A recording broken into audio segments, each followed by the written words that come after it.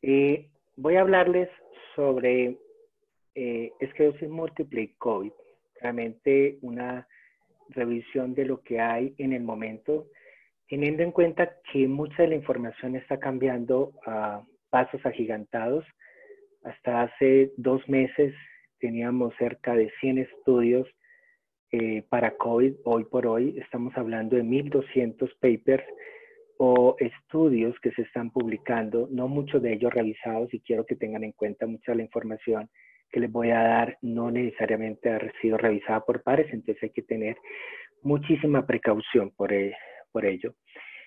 Esta conferencia va a dar una serie de recomendaciones que para ningún momento, esta es una conferencia más dirigida para pacientes, voy a hablar con temas que no rayan en lo muy técnico, pero tampoco a un nivel tan básico, pero en un contexto se van a dar cuenta con todo lo que se han leído, de que no es tan difícil, digamos, algunos términos, sino al final, con mucho gusto, los invito para que puedan escribir ustedes en sus casas las preguntas para que al final, si la conferencia que di no dio pie para responderle todo lo que yo voy a exponer, con mucho gusto al final se lo digo, para que no llenen el chat, que de pronto por preguntas se nos pasa alguna.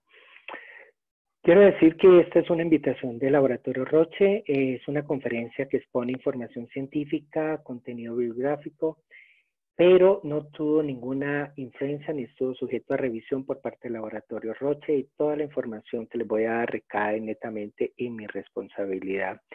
No tengo ningún sesgo, ningún conflicto de interés con la conferencia que les voy a dictar. Entonces, este es el programa que les voy a dar durante estos 90 minutos. Vamos a hablar sobre qué es el virus del SARS-CoV-2, cómo se transmite, cuáles características clínicas tiene, qué métodos diagnósticos tenemos para el SARS-CoV-2, qué factores de riesgo tenemos para COVID-19 grave, qué pasa con la inmunosupresión y el COVID-19, cuáles son los datos hasta el momento. Esto está fluyendo rapidísimamente sobre grandes grupos de investigación. Les voy a hablar los datos del grupo de España, de Italia y de Francia. ¿Cuál es el papel de los tratamientos modificadores de enfermedad y en el momento y COVID-19? ¿Cómo debemos usar esos tratamientos? ¿Debemos suspenderlos, cambiarlos, aplazar, diferir la aplicación? Vamos a tratar de dar las respuestas a estas preguntas. Entonces, ¿qué es el virus de COVID-19? Las noticias de coronavirus vienen desde hace mucho tiempo. No le habíamos puesto atención, pero el coronavirus es un virus que está en nosotros hace muchísimo tiempo. Todos estos virus son de zoonosis, o sea, vienen donde sus principales reservorios son los animales, y desafortunadamente, por toda la correlación y esa cohabitación que existe en muchas partes entre los mercados húmedos, que son esos mercados con animales vivos, ustedes saben que las principales descripciones de los coronavirus vienen de China, precisamente por esa tendencia que tienen los habitantes de China de considerar que los animales recién sacrificados tienen mejores propiedades nutricionales, mágicas, curativas, bueno, cualquiera de esas cosas. Los pacientes que me conocen y que yo los trato saben de mi tendencia y mi filosofía de inmunonutrición, más publicidad política pagada. La próxima semana vamos a hablar sobre inmunonutrición en esclerosis múltiple, neuromielitis y COVID. Pues están invitados a ese webinar. Entonces, digamos, en ese reservorio de murciélagos se han descrito varios coronavirus. Y tenemos estos coronavirus que son los más frecuentes, sobre todo el NL63, el OC43, y son causantes de las infecciones respiratorias. Algunos datos hablan del 15-40% de la gripe, de la famosa gripe. Entonces, este coronavirus ya ha habitado con nosotros. Debemos entender que la gripe tiene una mortalidad muy baja. Todos hemos pasado por temporadas de gripa y sabemos que no tenemos esa precaución. Sabemos que tenemos que cuidar a los chicos y tenemos que cuidar a los mayores, a los extremos de edad. Pero no nos preocupamos por la mortalidad. Una mortalidad que puede rayar en 0,1, máximo 0,2 de infección por paciente. Y eso es muy bajo. Hoy por hoy estamos hablando que desafortunadamente el SARS-CoV-2 puede tener una mortalidad que puede rayar en promedio de 3,4 y en algunas series hasta 8 o 10%. Eso es muy alto. Entonces, en el siglo XXI ya tenemos dos manifestaciones de coronavirus. Dos coronavirus beta derivados de los murciélagos. El SARS-CoV-2 generó la epidemia en el 2002, 2004. Muchas personas fallecieron y posteriormente, casi una década después, vino el MERS-CoV, derivado más de andromedarios y posiblemente afectando más a la parte asiática con una menor número de mortalidad, pero con mayor mortalidad los pacientes que se infectaban. Tenían una cierta ventaja estos virus, estas infecciones por estos coronavirus, que se volvían, cuando eran sintomáticos, se volvían contagiosos. O sea, el contagio aparecía con los síntomas. Eran unos coronavirus que afectan los receptores de la enzima convertidora que están muy a nivel pulmonar. Entonces, cuando daban los síntomas, el paciente empezaba a ser sintomático y por ser tan profundo no era tan fácil. Y eso favoreció al aislamiento de las personas, a poder un mejor control de esta epidemia. Desafortunadamente aparece nuestro amigo, algunos datos hablan desde diciembre, pero ya hay unas especulaciones que puede ser unos meses antes, pero digamos que es un virus que está con nosotros desde hace muy poco tiempo, muy pocos meses. Tiene una alta patogenicidad y vamos a hablar de las características.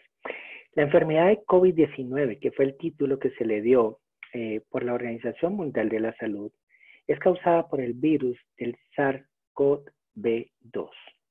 Entonces, que comparte y se comporta mucho como el SARS-CoV y más que el MERS-CoV. Casi comparte 80% de la parte genómica del SARS-CoV de la epidemia del 2002. Pero vamos a ver ciertas diferencias. Esta es una microfotografía del doctor Fred Murphy, donde vemos estas espículas. Si ustedes ven mi cursor, estas espículas de los coronavirus es lo que le da el nombre de los coronavirus. Y vamos a hablar un poquito al respecto. Entonces, este virus es un virus monocadenario de una cadena de RNA. Per se, no son organismos vivientes en un contexto dado, son organismos que van a buscar una célula para poner a producir esa célula varios fragmentos y poder ensamblarse y generar más partículas virémicas. Estos SARS-CoV tienen una cubierta de lípidos, de grasa. Por eso es tan importante el jabón normalito. El jabón genera una degradación de esas uniones grasas y destruye el virus, genera esas espículas se pierden, porque estas espículas que tenemos, que se llama la proteína S, es lo que genera la unión, es el anclaje que tiene el virus con el receptor de la enzima convertidora de angiotensina 2. Esa enzima convertidora tiene una distribución en nuestro cuerpo. Esa distribución es mucho mayor en las células tipo 2, los neumocitos, que están en los alvéolos, en la parte funcional del pulmón. Pero también están los vasos sanguíneos, están los receptores cardíacos, está en el riñón. No está necesariamente en el cerebro, a pesar de que algunas células lo pueden, digamos, exponer, pero necesariamente acuérdense que el cerebro está protegido por una barrera. Y eso es como para tenerlo también en cuenta por digamos, hablar algo de la migración en el sistema nervioso central. Está presente en las células que tienen que ver en la parte intestinal. Entonces, Por eso da también síntomas gastrointestinales. Este es el famoso COVID-19. Este virus tiene una particularidad. Esta particularidad, esto es algo complejo, pero esto es una reunión más para nuestros amigos y pacientes de LATAM, de nuestra comunidad latinoamericana. Entonces no me voy a detener en esta parte más técnica, pero lo que sí es necesario es que este virus va a tener una capacidad de hacer transcripciones en la célula para unas proteínas que tienen que ver tanto en las espigas como también importantes para su transmisión. Y una de las cuestiones que se está trabajando mucho en esta parte de estos marcos de lectura abierto, porque ahí puede haber una solución en parte de las vacunas que se están elaborando en el momento. Una connotación acerca de las vacunas que tenemos que tener en cuenta es que necesariamente hay mucho fake news recientemente.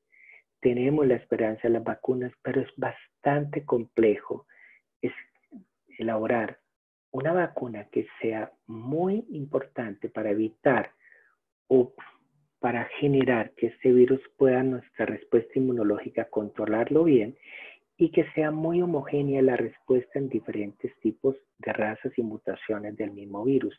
Razas, estoy hablando de población humana y de las mutaciones que puede tener un virus de RNA. Entonces, digamos, tener una vacuna puede estar alrededor de unos año y medio, 2 años, en el mejor de los casos. Modo de transmisión del virus SARS-CoV-2. La principal ruta de transmisión son las gotas respiratorias y el contacto cercano. Eso tenemos que tenerlo presente. Por eso la principal medida es el aislamiento social, el aislamiento de las personas. Ahora bien, tenemos que el SARS-CoV-2 empezó con una tasa de transmisión, un R0, que está cercano a los 3. Significa que un caso de un paciente, de un sujeto infectado, contagioso, puede contagiar a su entorno cerca de 3 personas. Por eso, el aislamiento social y evitar el contacto puede llevar a este R0 a niveles de 1 o menos 1. Eso es lo que va a llevar, menos de 1, donde va a llevar a que la transmisión va a disminuir la curva y el contagio, y por ende esa multiplicación o esa forma exponencial de crecer el contagio y la infección por el COVID-19. La infección se propaga a través de goticas respiratorias en el aire. Hay un trabajo muy reciente publicado de China donde se documenta que inclusive el aislamiento y la documentación del virus se puede encontrar hasta 4 metros. Eso es en ciertos lugares, sobre todo en las unidades de cuidado intensivo y en áreas donde hay mucho confinamiento de pacientes con COVID. La recomendación de la Organización Mundial de la Salud, 2 metros. En sitios demasiado contaminados, hasta 4 metros de distancia. Y obviamente la tierra o el contacto que tenemos con las diferentes estructuras, ya sea plástico, ya sea el agua, ya sea la tierra, ya sea el hierro, puede tener y vivir el virus en ciertos tiempos. Y si tocamos esa parte, nos vamos a contagiar, vamos a contraer el virus en las manos. Si después nos la llevamos a la boca, hacia los ojos, vamos a llevar directamente el virus a que entre en nuestro organismo. Entonces, nosotros no tenemos riesgo de padecer este virus si no tenemos la posibilidad, o ya sea que las gotas respiratorias nos lleguen, o que toquemos algo, una superficie contaminada, y posteriormente llevemos ese virus hacia la boca o hacia la cara, ya sea los ojos, las mucosas. Entonces, por eso es tan importante, pero muy importante, lavarse las manos en forma regular. La transmisión de personas presintomáticas sí es posible. Se ha documentado que hasta 2.5, vamos a ver esos datos, 2.5 días antes de ser sintomático, los pacientes ya empiezan a ser transmisores de esta enfermedad. Y puede inclusive ser una tasa de 50%. Hay temas controvertidos sobre la transmisión en pacientes que ya salen negativos, porque desafortunadamente hay pacientes que se han testeado no con las mejores técnicas, apenas estamos, digamos, determinando cuáles son los mejores estudios, que lo vamos a ver, de seguimiento posteriormente a la enfermedad. Y hay pacientes que posteriormente en recuperación de COVID han testeado negativo y posteriormente en seguimiento salen positivos. Una de las circunstancias es factible que con las pruebas que le hayan practicado no hayan tenido la suficiente sensibilidad y posiblemente esas pruebas iniciales fueron falsamente negativas. Por eso es recomendable a los pacientes que ya testean negativos tener un periodo de aislamiento por lo menos de 14 días. Las heces. Este virus se transmite por heces. Hay un estudio en Wuhan donde en las cañerías de los hospitales con gran cantidad de pacientes se documentó en los residuos de las aguas negras que salían del hospital. Entonces, en las heces tenemos el virus. Tenemos que cuidar mucho y es posible, a pesar de que no se ha documentado, digamos, en algún estudio completamente la transmisión oral, pero pues es muy factible que eso pueda suceder, ¿vale?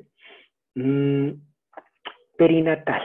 Hasta hoy no se ha detectado por PCR en tiempo real la presencia de virus en líquido amniótico, sangre, cordón umbilical, en garganta o leche materna.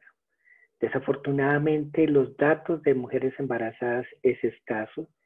Sí se ha documentado posiblemente una parto pretérmino y desafortunadamente 2 mortenatos en la literatura que está en el momento. Pero esta circunstancia de los datos que tenemos perinatal o la transmisión vertical que se le denomina todavía no está documentado. Dame un segundito que me están escribiendo para poder entrar a la reunión y estoy mandándole la información. Hablamos de un patrón temporal de esta diseminación viral. Antes, cuando empezamos los síntomas con el COVID, la carga viral generalmente está muy alta en la parte orofaringea.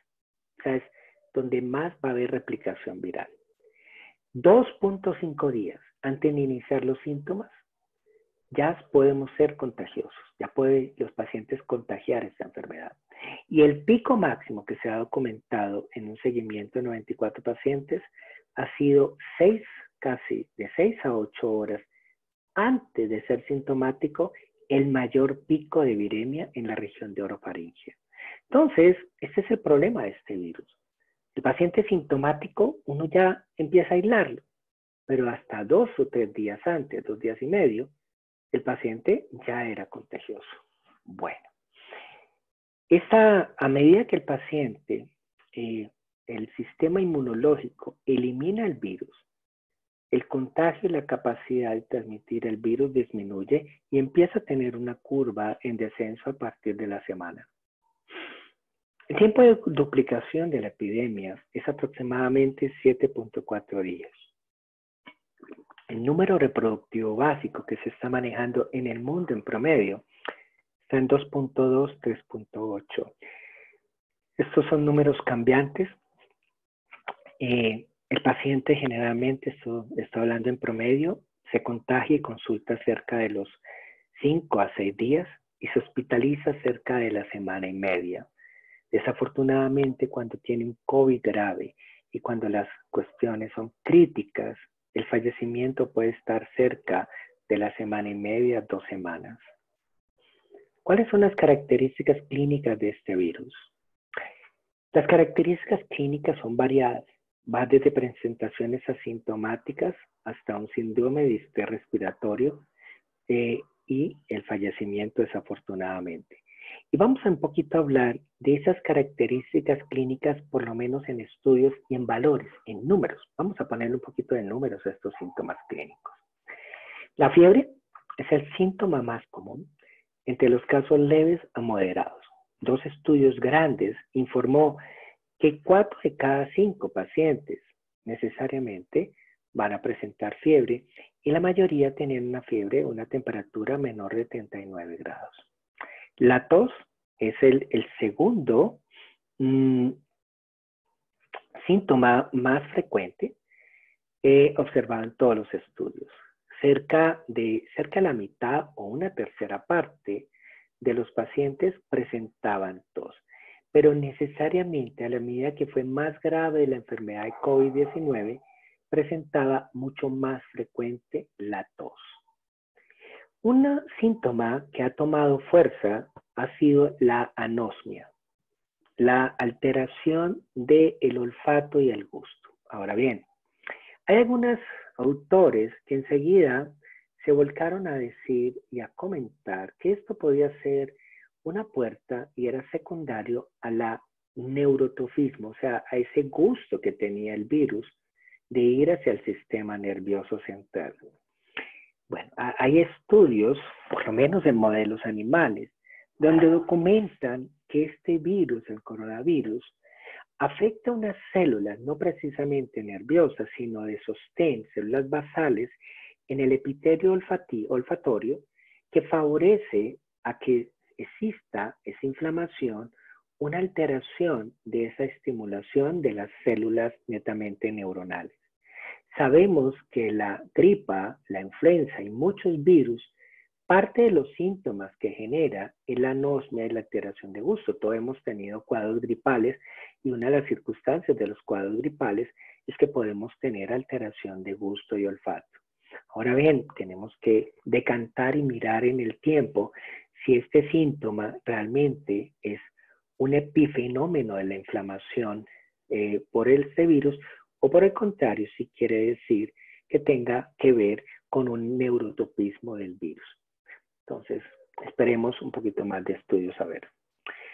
Pero si yo hoy en el pico máximo que tenemos de pandemia, tengo una combinación de anosmia, fiebre, fatiga, ese cansancio sin haber hecho ejercicio que hace que no tenga esa energía, tos persistente, diarrea, dolor abdominal, tengo una alta especificidad para pensar que puedo tener hoy COVID.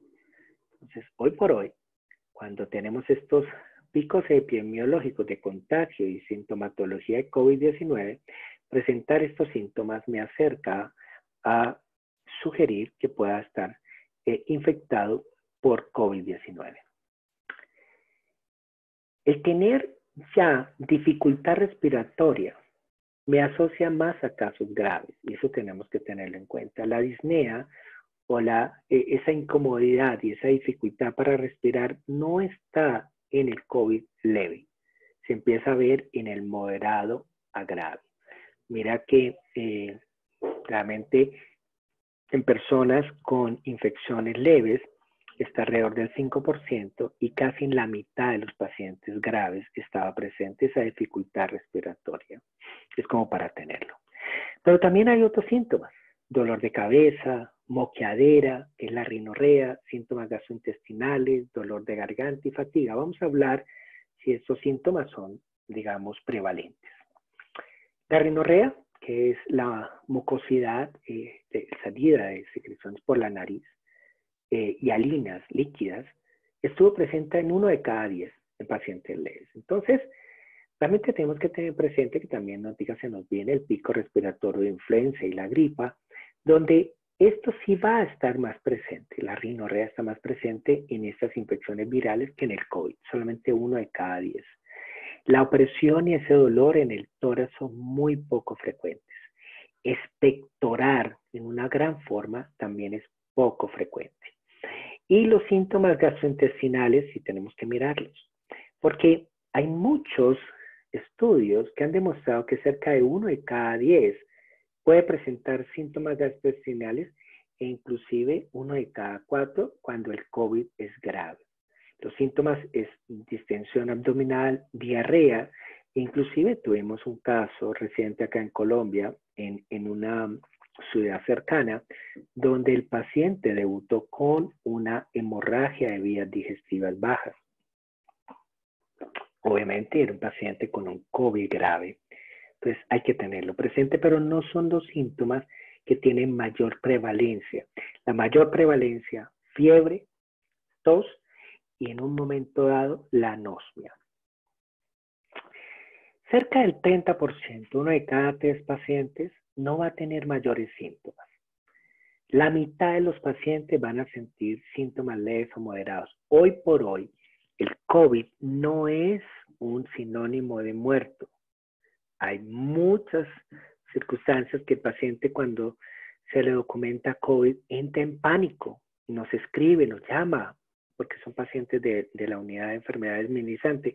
No, esto no es una condena de muerte. Entonces, síntomas severos, cerca de 1 de cada 10, síntomas críticos, muy poco, 3 a 5%, y desafortunadamente hay mortalidad. Vamos a hablar de qué pacientes tienen más riesgo de mortalidad. Entonces, ¿cómo diagnosticamos el COVID? Recuerden que todo esto es toda la información que llevamos en estos 3, 4 meses y todo es evolutivo. Entonces, posterior a la infección, en el diagnóstico agudo, esos primeros días después de que ya estamos contagiados, el estudio que nos documenta la presencia de este virus es el estudio de la PCR en tiempo real. Esa PCR es un estudio que tarda un par de horas, a veces días, en darnos el resultado. Es un estudio altamente sensible y específico, pero que va perdiendo validez en el tiempo. El estudio inicialmente en el exudado nasofaríngeo, en el esputo y bien profundo, otras muestras respiratorias. Entonces, a partir de ya tener el virus, recuerda que cuando ya estamos nosotros sintomáticos, podemos detectarlo o inclusive antes, por la presencia de esa replicación viral en el sistema nasofaríngeo. Podemos detectar o test rápidos de antígenos, también el exudado nasofaríngeo en esputo. Empezamos a detectar la respuesta inmunológica que nosotros damos contra el COVID, cerca de los 4 o 5 días con la IgA, que no es un test tan disponible. Empezamos a tener nuestra respuesta inmunológica acerca de la semana con estudios en sangre y posteriormente nuestra respuesta inmunológica contra el virus con la IgG e IgM la empezamos a dar cerca de los 7 días. Vamos a hablar de esos porcentajes. Entonces, tenemos que tener en cuenta que esta PCR en tiempo real, la primera semana es muy importante y es muy fidedigna. Desafortunadamente, después de la semana va perdiendo validez en el tejido nasofaríngeo, en las muestras nasofaríngeas. Y tenemos que buscar pruebas o hacer esta PCR más en esputo. Por eso, las personas que ya han tenido COVID o llegan a una clínica van a entender que en el triage la enfermera o el médico va a estar muy insidioso en tratar de preguntarles cuál fue o cuándo empezaron los síntomas, precisamente para tener mejor método diagnóstico. Entonces la PCR, posteriormente los 7 días, hay que hacerla en esputo o en heces. La positividad, cerca de la semana, tenemos el 50% de esta prueba, a los 10 días el 70% y generalmente después de 2 semanas el 100% testea. Este test rápido es muy importante porque a la medida que nosotros sepamos que los pacientes ya tienen memoria antigénica, ya tienen anticuerpos para protegerse del COVID, en una sociedad es una posibilidad de que estos pacientes vuelvan a su vida productiva y se integren en la sociedad. Ahora bien, hay que tener muy en cuenta que yo puedo tener estos anticuerpos positivos, pero aún ser así contagioso. Yo todavía puedo, a pesar de ya tener respuesta inmunológica, todavía tener replicación viral. Y esto hace que inclusive los pacientes que me mejoren pueda tener hasta 2 semanas posteriormente por esa posibilidad de seguir, por lo menos ser contagioso.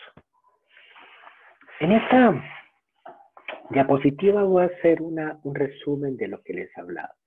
Tenemos una infección temprana por el virus, donde hay una fase, la respuesta viral, nuestro sistema inmunológico empieza a combatirlo. Yo no voy a entrar en muchos detalles por esta conferencia, pero nuestro sistema inmunológico, principalmente nuestros linfocitos T, los C8, las células natural killer, son nuestro sistema al ejército que va a ir a batallar contra esa respuesta, contra esa replicación viral. Entonces, al principio vamos a tener fiebre, la tos, la diarrea, el dolor de cabeza, pero este virus tiene una tendencia de empezar a afectar las células blancas, los linfocitos, y empieza a disminuir el número. Eso le llamamos linfopenia. Este tema yo lo traté en mi webinar los sábados, que lo hago siempre a las 2 de la tarde, transmitido por Facebook, donde la linfopenia es importante. Y este virus, al parecer, hace lisis, hace daño a la célula del linfocito, pero también puede ir al timo y al vaso, y es sitios donde se producen estas células, y frenar la producción también en la médula, frenar su migración, y posiblemente la edad y ciertas comorbilidades favorezcan a que los linfocitos disminuyan. Esa linfopenia es un marcador de mal pronóstico. Si no se logra controlar adecuadamente en un porcentaje pequeño, acuérdense, esto ya cerca del 10%, los pacientes empiezan a presentar anormalidades en el TAC, afectación en el hígado y una respuesta inflamatoria más abundante. Posteriormente, pueden entrar en un estado hiperinflamatorio que generalmente lo encontramos cerca de las 2 semanas y media, pero en algunos pacientes puede ser muy temprana. Y si es muy temprana, también es un síntoma de mal pronóstico. Y es cuando nuestro sistema inmune está tan acelerado, tan elevado, que genera inclusive el daño del huésped. Nuestro sistema inmune se exacerba generando lesión pulmonar, lesiones protrombóticas, lesiones en los vasos sanguíneos, que puede llevar a una disfunción orgánica multisistémica, muchos órganos que fallan al mismo tiempo, y desafortunadamente está relacionado con una alta probabilidad de fallecer. Tenemos que en esta fase de respuesta viral, este virus está entrando a las células y se empieza a replicar. Esa réplica va a generar que en la célula que se replique y van a salir millones de viriones, la célula muere. Y empieza a haber más virus y más células de defensa muertas. Eso genera un reclutamiento de muchos otros más actores de la respuesta inmunológica que van a terminar necesariamente en llevar a inflamaciones, a daños en los tejidos, principalmente reclutamiento de otras células, sobre todo los macrófagos, que empiezan a generar una tormenta de citoquinas, un exceso de sustancias vasoactivas que van finalmente a dañar al huésped y a generar posiblemente fallecimiento. Entonces, ¿qué factores de riesgo tenemos para COVID grave? Según la CDC de Atlanta, las personas mayores de 65 años, personas que vivan en ancianatos, en atención de salud crónica, personas de todas las edades, pero con comorbilidades. ¿Cuáles comorbilidades? Enfermedad pulmonar, afecciones cardíacas graves, personas inmunocomprometidas, las inmunocomprometidas cáncer, tabaquismo, trasplante, VIH no controlado, uso crónico de corticoides o otros medicamentos de inmunosupresión. Qué pena ahí los pitos, pero creo que hasta ahora están generando algunos aplausos hacia el personal médico. Quisiera decirle parar en este momento y comentar, más que aplausos, lo que necesitamos es el apoyo de la comunidad, de que no salgan, de que apoyen al personal de sanidad, más que un aplauso. Es el apoyo de la sociedad hacia ellos. Personas con diabetes, personas con enfermedad renal crónica y personas con enfermedad hepática. Pero ¿esto de dónde sale? ¿Por qué la CDC de Atlanta dijo, oiga, ¿por qué estas personas tienen más alto riesgo de enfermedad grave? Pues vamos a mirar de dónde sale. A nivel mundial, cerca del 3 a 4% de los pacientes con COVID han muerto. Esa es la mortalidad gruesa, en comparación con la gripa, que es menos del 1%. Pero hay un dato que tenemos que tener en cuenta. Cerca de cada 5 pacientes que se hospitalizan en Estados Unidos es joven. Y 1 de cada 10 está en la unidad de cuidado intensivo. ¡Wow! Y ya empezamos, wow, esto no solamente es de personas de edad. Los pacientes jóvenes también están, y jóvenes, estoy hablando menos de 40 años. Tenemos que cerca del 70% tiene disminución de las células blancas, las células de defensa. Entre más edad, mayor mortalidad. Y entre más comorbilidades de todas las enfermedades crónicas, hipertensión, diabetes, enfermedad coronaria, cáncer, inmunosupresión, más riesgo. Y los hombres, mayor mortalidad que las mujeres. Hay estudios, no es SARS-CoV-2, no es COVID-19, pero hay estudios con el SARS-CoV-2, acuérdense que comparte casi el 80% de la genética, de los genes, donde se comenta que los hombres, nosotros los hombres, y sobre todo los asiáticos, pues le estudian asiáticos, presentan más receptores de enzima convertidora que las mujeres. Ese es un dato interesante, que hay más receptores, pues más sitios de unirse el virus. Es un dato no confirmado, pero es la extrapolación a estudios del SARS-CoV-2 de la epidemia del 2002. Tenemos que, en esta curva de un texto adaptado de SAN de 2020, tenemos que la mortalidad empieza a incrementarse a partir de los 50 años. Y por cada década se empieza a duplicar, siendo entre más años muchísimo más mortal. Pero bueno, esto no es exclusivo de esta enfermedad. Todas las enfermedades, entre más edad, mucho más riesgo por la misma fragilidad que tiene el paciente en su salud. Y tenemos en este análisis 21 hospitales con 168 pacientes que fallecieron. Se documentó que la media 70 años, pero el 96% de los pacientes eran mayores de 50 años. Comorbilidades, 50%, hipertensión. Le seguía diabetes, le seguía enfermedad coronaria. Pero necesariamente, aquí para que vean el cursor, 3 de cada 4 casi pacientes tenían por lo menos una comorbilidad. Es altísimo. O sea, así que la mayoría de pacientes, 3 de cada 4 pacientes que fallecieron, presentaban una comorbilidad. Entre más edad, más comorbilidad. Y entre más comorbilidades, mayor posibilidades de COVID grave. Entonces, a partir de marzo tenemos los datos que vienen del seguimiento americano, lo que se llama el COVID-19.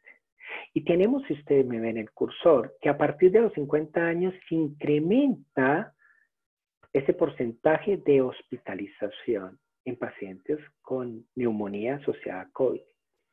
Y en este gráfico recientemente publicado, vemos que ya nos está diciendo la data americana que 9 de cada 10 pacientes hospitalizados tiene por lo menos una comorbilidad. ¡Wow! Eso es altísimo. Pero aquí nos sorprende más cosas. 70% hipertensión, 50% cardiovascular, obesidad empieza a jugar el papel. Mire que esto no lo veíamos tanto en la población asiática, pero son menos obesos.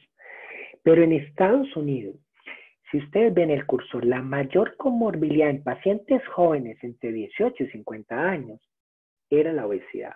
La obesidad es una pandemia mundial, no mata como el COVID, pero está asociada a las 10 causas principales de muerte en los pacientes.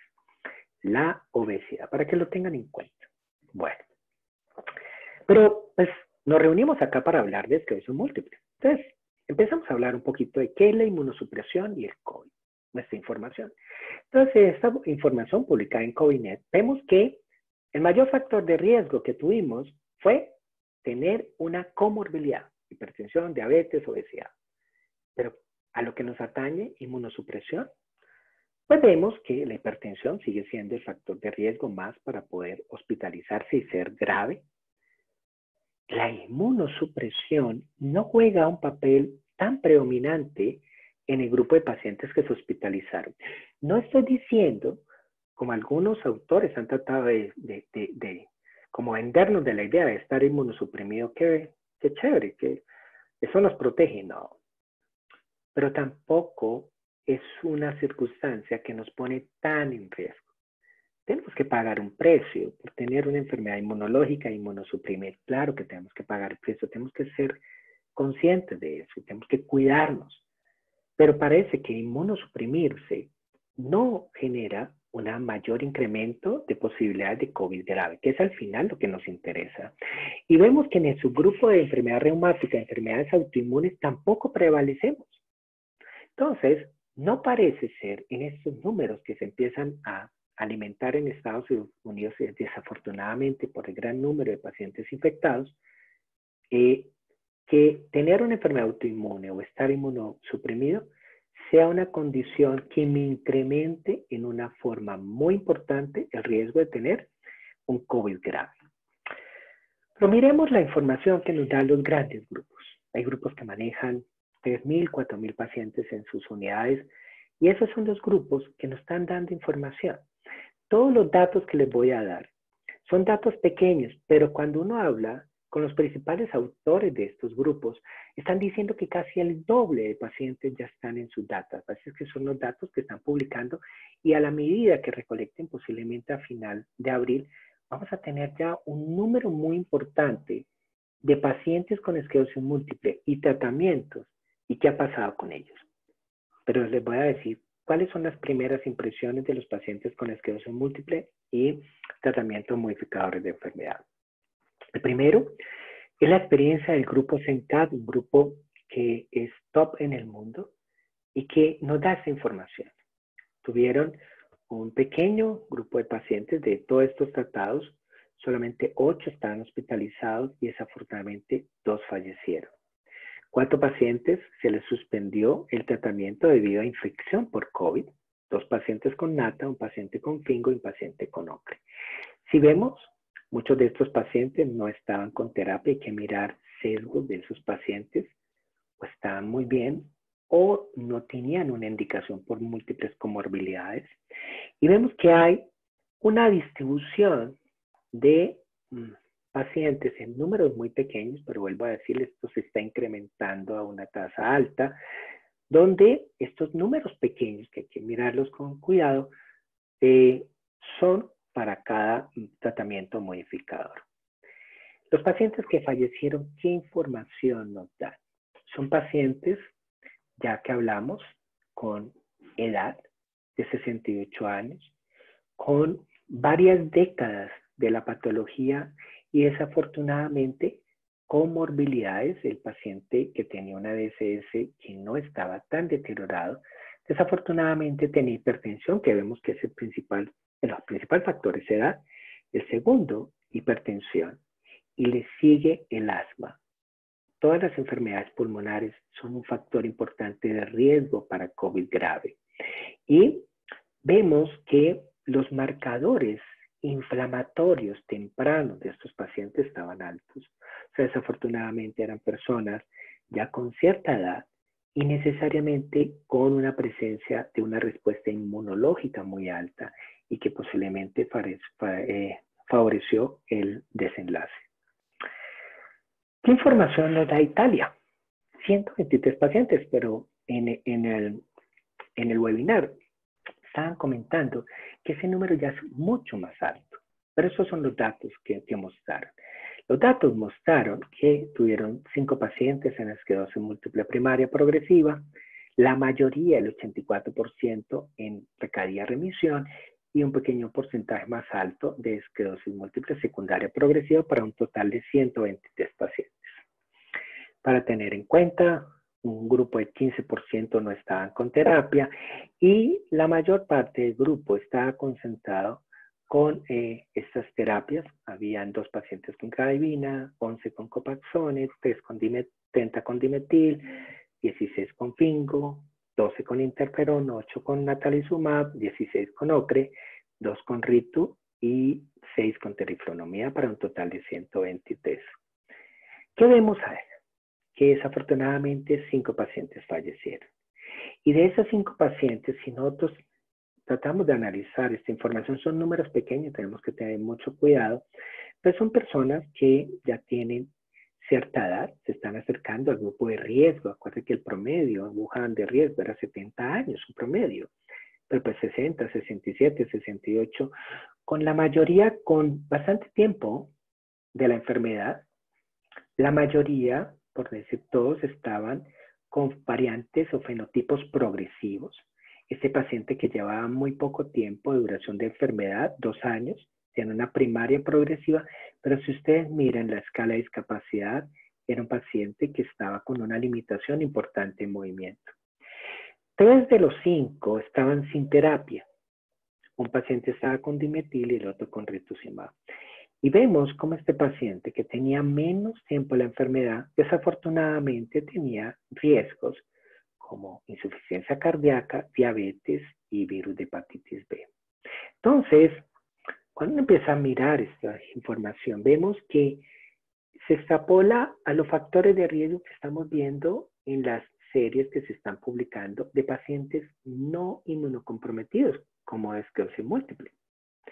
Vemos que si uno tiene años, cerca de los 60, 70 años, si tiene una comorbilidad, entre ellas hipertensión, diabetes, tabaquismo, insuficiencia cardíaca, pues son factores de riesgo. Y vemos que entre mayor discapacidad tenga el paciente, pues mayor riesgo. Claro, un paciente con mayor discapacidad de movilidad, mayor dificultad para movilización de secreciones, con tendencias a vejigas neurogénicas, a sistemas inmunológicos comprometidos, favorece no solamente al COVID, a las demás enfermedades infecciosas a tener más riesgo. Entonces, ¿qué es lo que estamos viendo? Que esta población con mayor edad y mayor discapacidad posiblemente son los que tengan un incremento de riesgo. ¿Qué nos dice la experiencia de Francia? 31 pacientes, pero creo que ya van como el doble, 56, 60 pacientes. No tienen pacientes fallecidos, tienen 31 pacientes descritos de esclerosis, un paciente en neuromielitis, y miren, esta duración casi 10 años, pero el grado de discapacidad mínimo de esos pacientes, posiblemente eso explica también la mortalidad, 30% con COVID positivo y un 6% con documentación de TAC de tórax alterada. 2 pacientes siguen hospitalizados, uno con Ocrevus y otro con fingolimod, pero hay que tener en cuenta que esta paciente de Ocrevus, obesidad. Recuerde que la obesidad es un factor de riesgo, la linfopenia igualmente. En esta paciente, la segunda paciente, la paciente joven, ambos, si ustedes se dan cuenta, variantes progresivas. Y en este paciente de Fingo, con un paciente con linfopenia. Entonces estamos mirando que posiblemente la progresión, variantes progresivas puedan tener más riesgo, pero son números muy pequeños, no podemos dar ninguna, digamos, respuesta clara, pero son tendencias que estamos mirando y hay que tener cuidado. En esta distribución de esos 31 pacientes, vemos los pacientes, paciente que está hospitalizado en ese momento con ventilación mecánica, paciente que no está hospitalizado, y la mayor parte de los pacientes se encuentran no hospitalizados sin mayores limitaciones.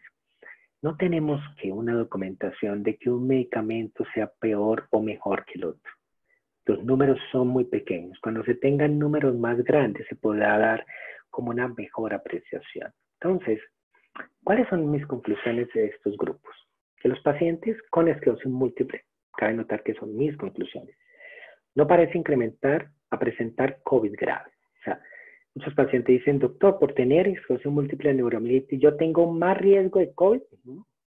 El riesgo lo tenemos todos si damos oportunidad de no tener aislamiento social, limitación de espacio, y no me lavo las manos ni tener higiene para evitar contagio.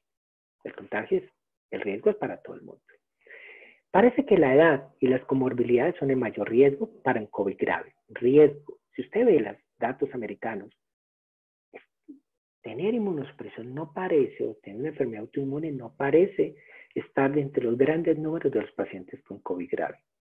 Al parecer a mayor discapacidad, mayor probabilidad de COVID grave, sí. Pero pues realmente no es diferente a todas las circunstancias. El influenza sabemos que entre más edad y mayor comorbilidades, mayor riesgo. Así es que la influenza tiene una mortalidad mucho más baja que esto. No es claro si los tratamientos que damos incrementan el riesgo a COVID grave o cuáles son los de mayor riesgo. No tenemos esa información. Pero por los grupos que se están, por los datos que se están publicando, no parece ser que estemos incrementando el riesgo o viendo pacientes con tratamientos inmunosupresores incrementando el riesgo de COVID grave. No lo estamos viendo. Lo que sí llama la importancia es que la linfopenia parece ser un riesgo y tenemos que vigilarla. Y desafortunadamente muchos de los medicamentos de nosotros dan linfopenia, entonces hay que vigilarla hasta cierto punto y comentar con su médico hasta cierto punto qué nivel va a tolerar. Pero eso va a depender de los tratamientos. Entonces, ¿qué hablamos sobre los tratamientos? Es que usen multiple COVID, que es algo importante. Aquí tenemos en esta gráfica. Ustedes la pueden encontrar en mi blog, la pueden bajar e inclusive imprimir. Tenemos los diferentes, esto no es comparable, las diferentes tasas de control de recaídas de los diferentes tratamientos modificadores de enfermedad. Estas tasas no son comparables.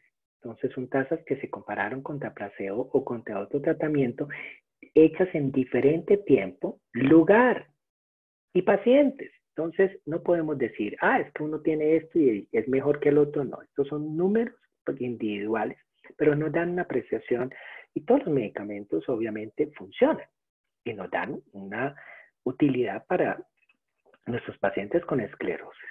Pero, ¿qué nos dicen los insertos o qué sabemos de los datos sobre la afectación en los linfocitos? Y vemos que el interferón no tiene mayor riesgo, pero no debemos mezclarlo con un inmunosupresor. El acetato hidroxiámero no afecta gran parte de la linfopenia. Teriflunomida, cerca de 15% me puede disminuir los linfocitos y hay que tener muy en cuenta los neutrófilos también con la teriflunomida, pero realmente es una disminución que se da casi en 1 de cada 10 pacientes. Pero hay que estar atentos. Dimetilfumarato, sí necesariamente, 1 de cada 3 me puede disminuir los linfocitos y tengo que estar muy presente. Para un valor menos de 500, posiblemente estar en alerta. Algunos autores ya hablan que posiblemente con dimetil no toleremos menos de 800. Con fingolimod, sí necesariamente me lleva a linfopenia y tenemos que mirar con valores de 500 células, que es el promedio, pero necesariamente los estudios con fingolimod llevaron a que no tenemos data y realmente los estudios pivotales hicieron que con menos de 200 se suspendiera el fingolimod. Con fingolimod, al igual que en natalizumab, tenemos una circunstancia. El mensaje global para todos los tratamientos modificadores de enfermedades, no suspender el tratamiento. Hay mayor riesgo de recaídas al suspenderlo que necesariamente el riesgo del tratamiento de continuarlo. Pero ahorita vamos a hablar de ese tema. Pero con fingolimod y natalizumab existe y está escrito en la etiqueta y el médico neurólogo cuando les inició este medicamento les advirtió que no pueden suspenderlo abruptamente por el riesgo de rebote. Y el rebote puede ser muy grave y esa gravedad puede estar en lesiones muy extensas, muy inflamadas, que pueden llevarlo a mayor discapacidad. Entonces, si por alguna razón hay que suspender fingolimod y natalizumab, su médico va a tomar unas alternativas para asegurarse con otro medicamento de que usted no esté en ese riesgo. Es muy importante no tomarlo a la ligera. Natalizumab no me afecta mayor parte los linfocitos, antes me los incrementa, pero pues natalizumab no permite que entren estos linfocitos al sistema nervioso central. Con natalizumab hay una linfopenia muy pequeña, una linfopenia que es casi 1 de cada 5 pacientes y no necesariamente es muy profunda, pero tenemos que vigilarla. Con claridine y alentezumab son medicamentos de inducción que su mecanismo es hacer linfopenia. Su mecanismo es esa lisis de las células. Y el principal riesgo con estos dos medicamentos son en los primeros meses, donde hay una disminución muy importante de esas células de linfocitos y de que algunas son las que nos protegen contra los virus. Y hay riesgo de enfermedades virales en los primeros meses cuando empezamos a dar estos medicamentos. Por ende, vamos a dar ciertas recomendaciones sobre el uso de estos medicamentos. Entonces, empezamos. Con los medicamentos inmunomoduladores, como interferón, acetato y teriflunomida, necesariamente no tengo mayor problema. Si yo voy a iniciar el tratamiento, es relativamente seguro. Si yo ya estoy con el tratamiento, hay que continuarlo. Y necesariamente si me da la infección por COVID, lo puedo continuar. Con la teriflunomida, la única advertencia sería hacer seguimiento de linfocitos. Da un poquito más de un grado de precaución con dimetil y natalizumab. Con ambos, sobre todo con dimetil, vigilar la linfopenia, y con natalizumab, pues obviamente toda la vigilancia que tenemos que tener con lo del virus de JC. Pero realmente son medicamentos que si voy a iniciarlo, debo hacer un balance riesgo-beneficio hoy, que si el paciente ya está con el medicamento, posiblemente la idea es mantenerlo. Con el NATA, algunos autores sugieren hacer no una aplicación cada 28 días, sino posiblemente llevarlo a 6 semanas. Es una posibilidad, pero el estudio que está ahorita en marcha para probar la efectividad, ya probamos que es seguro, la efectividad de natalizumab todavía no ha salido. No tenemos la data, pero al parecer, unos estudios que se realizaron dio que la efectividad también era buena. Con algo más de grado de precaución es con fingolimod y ocre, pero necesariamente si el paciente vamos a iniciarlo y tenemos la indicación, porque acuérdense que tenemos enfermedades que requieren tratamientos que sean efectivos, pues vamos a hacer un balance riesgo-beneficio. Si por el contrario ya está con fingolimod, la idea es mantenerlo. Si le da la infección por COVID, posiblemente fingolimod sea una opción suspenderlo, pero con una vigilancia. Hay que hacer un balance y riesgo-beneficio. Ahorita lo vamos a ver con las recomendaciones del grupo de Barcelona. Y ocrelizumab, posiblemente la idea, si vamos a empezar, hagamos un balance riesgo-beneficio, pero es un medicamento que posiblemente nos suene para iniciarlo siempre y cuando las condiciones del paciente lo permitan, pero podemos pensar en otra posibilidad siempre y cuando estemos en el pico máximo de infección. Ahora bien, yo tengo el ciclo de ocrelizumab. La idea es, si estoy en el pico de infección máximo epidemiológico en mi ciudad, en mi país, posiblemente lo difiera un par de semanas, entre 4 a 6 semanas sería como la recomendación. Pero necesariamente no suspenderlo. La idea no es suspender ningún tratamiento. Con Clarivine y con Alentum sí entramos a una circunstancia que si consideramos darlo, posiblemente se sugiera cambiarlo, se sugiera pensar en otra posibilidad. Sería hoy la mayoría de grupos. Obviamente esto no es 100%. Hay grupos que dicen que posiblemente sea que el paciente se aísle y sea el medicamento, pero pues la mayoría considera que estos medicamentos se debería considerar otro tratamiento. Ahora bien, si yo ya tengo la secuencia que tengo que darle de Clarivine o la secuencia de Alemtuzumab al segundo año, posiblemente considere diferir el tratamiento máximo de Clarivine 6 meses a esperar que pase el pico de infección y darle el medicamento. Y eso sí, resguardar a sus pacientes por los primeros meses con un aislamiento absoluto. Entonces, aislamiento social y con todas las medidas, extremar las medidas. Entonces, si ustedes se dan cuenta, nuestra visión de hoy por hoy es no suspender el tratamiento. Hay más riesgo por la enfermedad, más riesgo que un paciente recaiga y tenga que asistir a un servicio de urgencias donde el COVID está en todas partes. Entonces, tener en cuenta que con fingolimod y natalizumab la suspensión puede llevar a un rebote. Hay que tener y hablarlo con su neurólogo. Posiblemente tengamos algún grado mayor de precaución y seguimiento con dimetil, nata y ocre, y necesariamente un mayor grado de precaución, y posiblemente difiramos el tratamiento si tenemos un segundo ciclo o consideremos, si vamos a iniciarlo, una opción por el momento para antes de iniciar Clarivine y Alentosumab. ¿Qué nos dice grandes grupos sobre esta pandemia y los tratamientos modificadores de enfermedad? Suspender, cambiar, diferir. Entonces, la recomendación es que hoy por hoy tenemos que algunas infecciones virales, o sea, si un paciente con esclerosis múltiple le da COVID y presenta fiebre, lo más seguro es que presente algún grado de deterioro. Hay personas muy sensibles a la fiebre con esclerosis múltiple y eso puede favorecer un pseudobrote. Necesariamente los datos que tenemos con influenza y con gripa, es que en modelos animales, en algunos grados epidemiológicos, los cuadros gripales pueden exacerbar las recaídas en esclerosis múltiple, pero es una circunstancia que tenemos que mirar y si un paciente con esclerosis múltiple sufre un cuadro gripal, la misma temperatura puede hacer lo que se deteriore y no necesariamente estar con una recaída. No tenemos data en este momento que nos sugiera que el SARS-CoV-2 incremente las recaídas, pero necesariamente el estado de malestar y de fiebre puede llevar a sentirse un poquito peor y hay que hidratarse muy bien, tomar de pronto paracetamol, acetaminofén con el fin de disminuir la temperatura. Debido a la pandemia de coronavirus, COVID-19, ¿debe tener mi tratamiento modificador de enfermedad? No, la respuesta es no. Hoy por hoy, suspender algunos tratamientos puede desencadenar la reactivación de la enfermedad.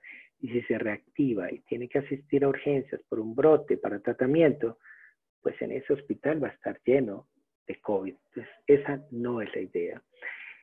Era muy complejo a veces suspender un medicamento. Hoy por hoy es mucho más difícil. Yo le recomiendo comentar esto con su neurólogo tratante y evitar tomar conductas muy a la ligera. Y este es el aporte que tiene el grupo de CENCAT, donde gracias a su conocimiento de las personas muy académicas que están en ese grupo, nos brindan, digamos, la concepción de ellos. ¿Qué piensan del uso de los tratamientos modificadores de enfermedad en pacientes con esclerosis múltiple? Y vemos cómo los pacientes que están con interferón, acetato, teriflunomida, se puede iniciar, la conducta de iniciar, ellos la consideran, continuarlo también, y si presenta síntomas de COVID, sugieren mantenerlo, siempre haciendo una valoración individual. Con dimetil y natalizumab, posiblemente iniciarlo también, continuarlo también, obviamente, individualizar en caso de que tenga síntomas de COVID y necesariamente con el dimetil vigilar los linfocitos bajos. Vuelvo a decirle, algunos autores hablan de 500, otros de 800, y natalizumab no suspenderlo abruptamente por la posibilidad de rebote, y si lo van a suspender, considerar con su médico un plan de otro tratamiento que augure o favorezca que esto se evite. Con fingolimod se debe individualizar el inicio. Si ya está, se mantiene. Si presenta síntomas de COVID, posiblemente individualizar y valorar esa linfopenia. Acordarse que el mismo virus produce linfopenia. Si ya estamos con un medicamento que genera linfopenia, podemos poner en riesgo. Suspenderlo, tenemos que vigilar el rebote. Con rituximab, ocre y ofatumumab, pues se debe individualizar si voy a iniciar este tratamiento. Si tengo la dosis de mantenimiento, posiblemente puedo retrasarlo, pero hay que individualizarlo. Si el paciente está muy inflamado, es que el paciente lo requiere, pues hay que hacer un balance riesgo-beneficio para su aplicación. Y si necesariamente tiene síntomas de COVID, hay que esperar que mejore y tenga la convalescencia del COVID, retrasar y diferir la aplicación aproximadamente unas 6 a 8 semanas. Con Clarivine Alentu, si necesariamente yo recomiendo considerar una terapia alternativa en caso de que se considere o retrasar el tratamiento en caso de que se pueda en ese paciente que indicaron Clarivine y Alentu. Continuar el tratamiento con el ciclo, lo que les comenté, es el ciclo de Clarivine que se da por 5 días el primer mes, posteriormente al segundo mes se repite y posteriormente al año con igual secuencia, y alentosumab por 5 días el primer año infusión y al segundo año 3 días, considerar retrasar en tiempo. Clarivine máximo 6 meses es lo que dicen en la etiqueta, pero la idea es retrasar y diferir esa aplicación por lo menos 6 a 8 semanas mientras pasa ese pico epidemiológico o depende de la evolución epidemiológica en cada país. Y necesariamente si tiene síntomas de COVID, pueden diferir su aplicación o su toma. Entonces, seguimos ya para terminar las recomendaciones de un gran grupo de expertos a través de la Federación Internacional de Esclerosis Múltiple, donde nos dice, mire, los principales riesgos son hipertensión, edad, comorbilidades. Si tú tienes esclerosis múltiple y tienes estas comorbilidades, extrema tus precauciones. Esto es algo que es lógico y eso nos lo dicen los datos. No tanto por tener esclerosis múltiple, sino por tu edad, por tener hipertensión, por tener diabetes, por estar gordo. O sea, es cuidarse esa parte, es cuidarse. Las recomendaciones de la Organización Mundial de la Salud, lavado frecuente, cada 3, 4 horas de jabón, agua y jabón, jaboncito, normalito, 20 a 30 segundos. Posteriormente, desinfectante las manos, a base de alcohol, generalmente 70%. Evitar tocarse los ojos, nariz, boca, a menos de que las manos estén limpias. Trate de estar 1 metro, yo le diría trate de estar muchos metros de las personas, pues en lo posible, por favor, pues la recomendación de la Organización Mundial de la Salud. Y si vamos a toser y a estornudar, taparnos. Esto sale a mucha velocidad y podemos contaminar el ambiente. Y si alguien tose, pues alejémonos. Al toser, estornudar, cubrirnos, por favor, con el codo. Practiquemos la seguridad alimenticia, pues los pacientes que me conocen saben de mi sugerencia de que coman más fruta, verdura, disminuir las proteínas animales. Todo eso lo vamos a hablar en la otra semana en el webinar sobre inmunonutrición y enfermedades minimizantes. Va a estar muy bonito, pero ahí sí me pueden hacer esas preguntas sobre eso. ¿Qué debemos hacer? Debemos evitar reuniones en multitudes. No es la época de ser sociable, pues por lo menos por esta vía sí, pero no físicamente. Transporte público, evitarlo. Tratar, el virus está en el ambiente, disminuyamos la posibilidad de contagio. Para los cuidadores de nada sirve yo cuidarme, ser súper estricto si yo estoy rodeado con personas que no lo cumplen, que ese ha sido el problema en muchas culturas donde posiblemente las personas de edad se guardaron las precauciones, pero los jóvenes salieron a hacer muchas cosas, se contagiaron y después contagiaron a los adultos. Hay que tener mucho cuidado. Y finalmente con las mujeres embarazadas y niños no tenemos mayores recomendaciones, hay que cuidarse igual, necesariamente. Bueno, esto era todo y